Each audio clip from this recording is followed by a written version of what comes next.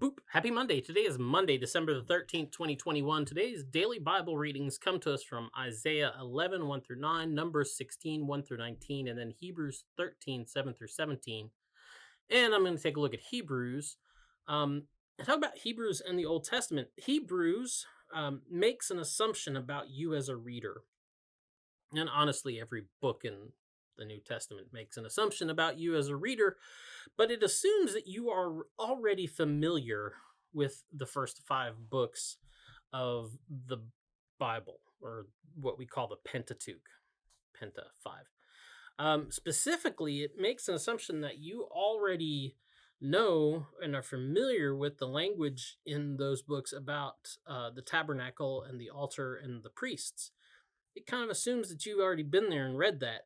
And it's, that way it knows that, like, when the text begins to talk about the sacrifices made outside the camp, that the offerings for sin and atonement, were burned outside the camp when the people were in the wilderness. And likewise, then later on, burnt outside the temple. And so that because, you've read the Pentateuch and paid attention to it. Not enough just to read it, got to pay attention to it too. And then so you realize how meaningful it is that Jesus was given up outside the walls of Jerusalem, that he was sacrificed and went to his death outside the walls of Jerusalem, away from the proper altar, away from the temple, which replaced the tabernacle, right? We remember that too, because we read, all the, like, Samuel and Kings and Chronicles, right? All those good books.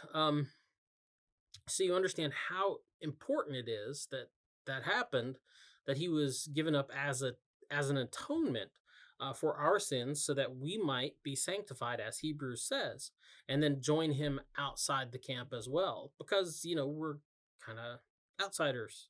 That we should join him outside the walls and be looking for the city to come.